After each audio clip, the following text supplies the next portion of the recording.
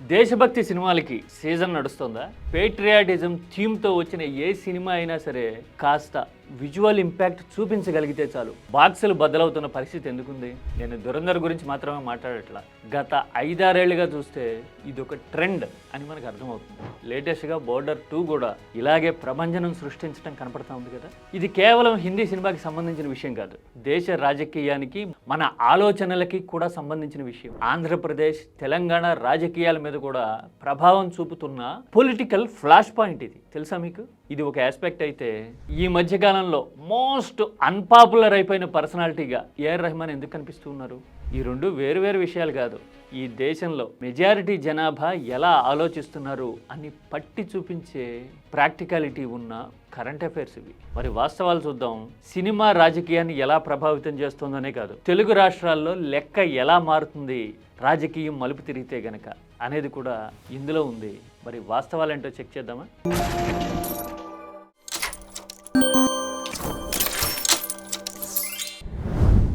ఇవాళ రేపట్లో దేశభక్తి థీమ్తో వచ్చిన సినిమాలన్నీ రికార్డులు బద్దలు ఉన్నాయి. మరో మాటలా చెప్పాలంటే రికార్డులు బద్దలు కొడుతున్న సినిమాలన్నీ దేశభక్తి థీమ్తో వచ్చినవే కదా. మొన్న మధ్యన ఎప్పుడో వచ్చిన యూరితో మొదలుపెట్టి ప్రతి సంవత్సరం 2 నుంచి 3 పెద్ద హిట్లుగా రికార్డులు బద్దలు కొడుతున్న సినిమాలన్నీ దేశభక్తి థీమ్తో వచ్చినవే. షారుఖ్ ఖాన్ హిట్ లేక ఒక 10 ఏళ్ళు అల్లాడిపోయాడు కదా. పఠాన్, జవాన్ లాంటి 2 భారీ హిట్లు వచ్చినాయి. రెండిట్లోనూ ఉన్నది దేశభక్తి.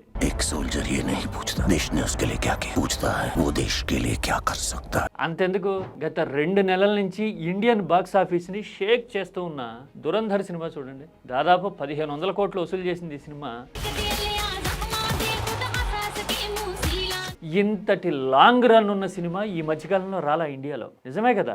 అదంతా రాజకీయం, పొలిటికల్లీ మోటివేటెడ్ అంటే నేను ఇంతకు ముందు చెప్పా ఒకసారి. దురంధర్ అనేది జనాన్ని ఎమోషనలైజ్ చేయగలిగింది. అఫ్ కోర్స్ పర్సనల్గా నాకు కూడా నచ్చింది. కాకపోతే ఇందులో పొలిటికల్ కాంప్లికేషన్స్ ఉన్నాయి అంటే ఎస్ ఉంటాయి. కావాలంటే చెక్ చేసుకోండి. పార్లమెంట్ మీద దాడి కానీ, కాందహార్ హైజాక్ ఎపిసోడ్లో కానీ ఇండియా విక్టిమైజ్ అయిపోయినట్టు చూపించాడు director Adityadhar. వేరాజ్ Mumbai terror attack విషయంలో మాత్రం ప్రభుత్వ చేతకాంతనం అన్నాడు. అంటే కాంగ్రెస్ ఉంటేనేమో అది చేతకాంతనం, బీజేపీ ఉంటే వాజ్పేయి హయాంలో జరిగి ఉంటే కనుక అది ఇండియా విక్టిమైజ్ అవటం. Beautiful narration. బీజేపీని వ్యతిరేకించేవాడు కూడా థియేటర్లో కూర్చుంటే ఖచ్చితంగా కన్విన్స్ అయిపోయే స్క్రీన్ ప్లే ఉంది అందులో. That is the beauty of Dhurandhar. ఇప్పుడు బోర్డర్ 2 సన్నీ డియోల్కి ఈ మధ్యన మళ్ళీ రైజింగ్ పీరియడ్ వస్తున్నట్టుంది. ఆఫ్టర్ 70s బాలీవుడ్లో 70 ఏళ్ళు దాటిన హీరోకి ఇంత వసూళ్లు, హిట్లు పడ్డం అనేది వెరీ రేర్ ఫినామినా. ఎందుకు అంటే సన్నీ పిక్ చేసుకుంటున్న థీమ్స్ అలా ఉన్నాయి ఈ మధ్యన. బోర్డర్ 2లో కూడా చూసారా? ఎస్, లాహోర్ తక్ అన్నారు చూసారా? అనేసరికి జనం ఊగిపోవటం కనపడతా ఉంది. నేను ఇంతకు ముందు చెప్పిన దురంధర్ రికార్డులని బోర్డర్ 2 బద్దలు కొడుతుంది ఇప్పుడు. ఇదేంటే మనకి తెలియకుండానే సినిమా మనల్ని ఇంత మెస్మరైజ్ చేస్తుందా? దేశభక్తి అనే ఎలిమెంట్ని కమర్షియాలిటీ కలిపి మనల్ని ఎమోషనలైజ్ చేసేందుకు వాడుతుందా సినిమా అంటే? ఎస్, ఈ దేశంలో చాలా మార్పులు వచ్చినాయి గత 10-12 ఏళ్లుగా. అందులో ప్రధానమైంది ఇలా భావోద్వేగాన్ని, సినిమాని, ఆలోచనని, దేశభక్తిని రంగరించి ఒక్కటి చేసి రాజకీయ ప్రత్యర్థుల మీద, ఏది కాంగ్రెస్ లాంటి వాళ్ళ మీద వాటంగా ప్రయోగించేందుకు జరుగుతున్న సైకలాజికల్ వార్ ఇది. చాలా కాంప్లెక్సిటీ ఉన్నట్టు అనిపించినా కానీ వాస్తవం ఇది. ఈ వాస్తవం అర్థం చేసుకోలేకపోతుంది కాబట్టి కాంగ్రెస్ బీజేపీ మీద గెలవలేకపోతుంది. ఈ కాంప్లెక్సిటీని చాలా సరళంగా విభాగాల వారీగా బ్రహ్మాండంగా ఇంప్లిమెంట్ చేయగలుగుతుంది, జనాన్ని మెప్పించగలుగుతుంది కాబట్టే బీజేపీ నెగ్గుకొస్తూ ఉంది. ఇప్పుడు నోవేర్ అరౌండ్ కాంగ్రెస్ బీజేపీకి పోటీ ఇచ్చే పరిస్థితిలో లేదు కదా. ఇది దేశభక్తి ఎలిమెంట్ అనుకుంటే ఇంకో పక్క నుంచి హిందుత్వ కమ్ముకుంటూ వస్తూ ఉంది. మీరు చూడండి, హనుమాన్ లాంటి సినిమాలైనా, మిరాయి లాంటి సినిమాలైనా, లేదంటే ఈ మధ్యకాలంలో తెలుగులోను, హిందీలోను వస్తున్న సినిమాలన్నింటిలోనూ హిందుత్వ అనేది అండర్ కరెంట్గా ఉండి తీరుతూ ఉంది. మన పురాణాల విశిష్టత గురించో లేకపోతే చారిత్రక వైభవం గురించో చెప్తున్నాం అనే పేరుతో జనాన్ని ఎమోషనలైజ్ చేసి మోటివేట్ చేస్తున్న ఈ సినిమాలన్నీ. అందుకోసమే ఇలాంటి పరిణామాలన్నీ ప్రత్యక్షంగానో పరోక్షంగానో రాజకీయానికి కాంట్రిబ్యూట్ చేసే సిచ్యువేషన్ వచ్చింది.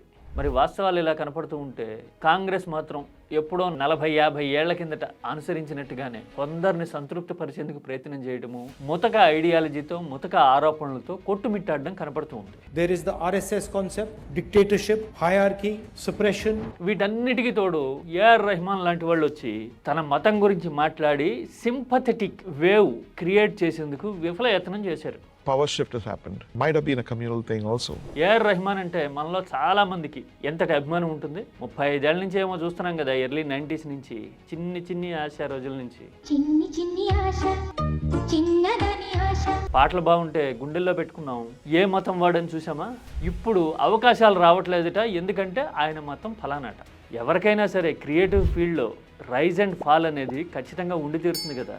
దట్టు మ్యూజిషియన్స్ అయితే గనక ఒక 20 ఏళ్ళలో 25 ఏళ్ళలో లైమ్ లైట్లో ఉంటే ఆ తర్వాత డౌన్ఫాల్ ఉండటమో లేదంటే ట్రెండ్ను బట్టి ఇర్రెలవెంట్ కావడమో జరుగుతుంది, సహజం అది. నువ్వు 35 ఏళ్ల కెరీర్లో 20 ఏళ్ల పాటు చలాయించావు, ఆస్కార్ వచ్చిన తర్వాత జనానికి దూరం అయ్యారో లేదంటే మార్కెట్లో ఇన్ఫ్లుయెన్షియల్గా ఉన్న బ్యానర్లకి దూరం అయ్యారో కానీ రెహమాన్ స్లమ్డాగ్ మిలియనియర్ తర్వాత క్రమంగా వెనకబడడం కనబడుతుంది. చాలా మంది ఇక్కడ మిస్ అవుతున్న పాయింట్ ఏంటో తెలుసా? ఈ స్లమ్డాగ్ మిలియనియర్లో వచ్చిన జయహో పాటని కాంగ్రెస్ ఒక ఎలక్షన్లో థీమ్ సాంగ్గా వాడింది, గుర్తుందా మీకు? మరి రెహమాన్ పాటని కాంగ్రెస్ థీమ్ సాంగ్గా క్యాంపెయిన్కి వాడుకుంటే అది రాజకీయం కాదా? అలాంటి పరిణామాలేమో సైలెంట్గా జరిగిపోతాయి. ఇప్పుడు మాత్రం రెహమాన్ లాంటి వాళ్ళు రాజకీయ ఆరోపణలు చేయడానికి ప్రయత్నించడం వల్ల లాభం లేకపోగా ఎవరి మీద అయితే ఆరోపణలు చేస్తున్నారో వాళ్ళకే బలం అట్రిబ్యూట్ చేస్తున్నట్టు. ఈ విషయాన్ని అర్థం చేసుకోవాలి. నేను చెప్తున్న పాయింట్ మీకు అర్థమైంది కదా. I am not talking about religion here, just I am talking about ideology and how it works అనే కాన్సిక్వెన్సెస్ గురించి మాత్రమే. అంటే ఈ హోల్ ట్రాజెక్టరీని అర్థం చేసుకోవడంలో బీజేపీ ప్రత్యర్థులు ఫెయిల్ అవుతూ ఉన్నారు. దేశభక్తి సినిమాలు హిట్ అవుతూ ఉంటాయి, హిందుత్వ గురించి పోర్ట్రే చేసే సినిమాలు బ్రహ్మాండంగా ఆడుతూ ఉంటాయి. జనమంతా ఇలాంటి వేవ్ని ఎంజాయ్ చేస్తూ ఉండగా మనం వచ్చి మతం గురించి మాట్లాడి జనం మనోభావాలకి విరుద్ధమైన కామెంట్లు చేశామనుకోండి, మరింత బలహీనపడతాం. మనం ఎవరినైతే ఢీ కొట్టాలనుకుంటున్నామో వాళ్ళు మరింత బలపడతారు. మరి దీనికి పరిష్కారం ఏంటి?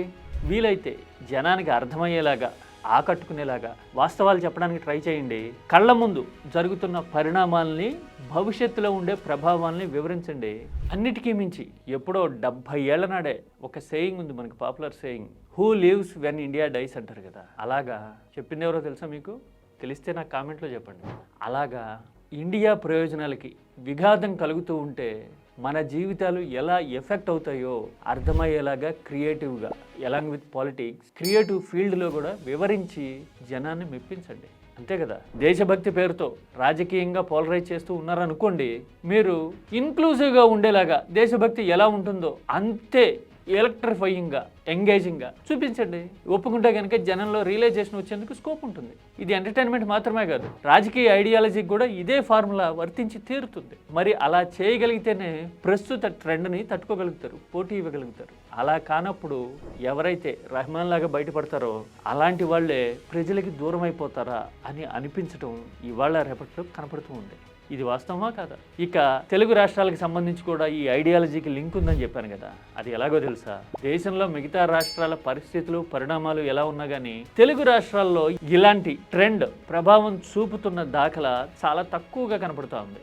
బహుశా బీజేపీకి రాజకీయ బలం తక్కువగా ఉండటం వల్ల, లేదంటే ఇక్కడున్న పెక్యులియర్ పొలిటికల్ సిచ్యువేషన్స్ వల్ల, అంటే అధికారంలో ఉన్న వాళ్ళతో ఇక్కడ ప్రాంతీయ పార్టీలు బలంగా ఢీకొట్టే పరిస్థితి ఉండడం వల్లనో ఏమో బీజేపీకి స్కోపు చిక్కడంలా. అందుకోసమే దేశంలో ఉన్న ట్రెండ్ తెలుగు రాష్ట్రాల్లో మాత్రం అంత ఇంపాక్ట్ఫుల్ అనిపించట్లేదు. కానీ వాస్తవాలు అర్థం చేసుకోవడంలోనూ, ఎప్పటికప్పుడు పొలిటికల్ అండ్ పాపులర్ సైకలాజికల్ ఆస్పెక్ట్స్ని అనలైజ్ చేయడంలోనూ మనం బెటర్గానే ఉంటున్నాం మిగతా వాళ్ళతో పోలిస్తే. ఎందుకంటే we have that decisive mind. అవునా కదా?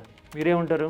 బీజేపీని కాంగ్రెస్ ఢీ కొట్టలేకపోవడానికి నేను చెప్పిందే ప్రధాన కారణం అంటే ఏకీభవిస్తారా?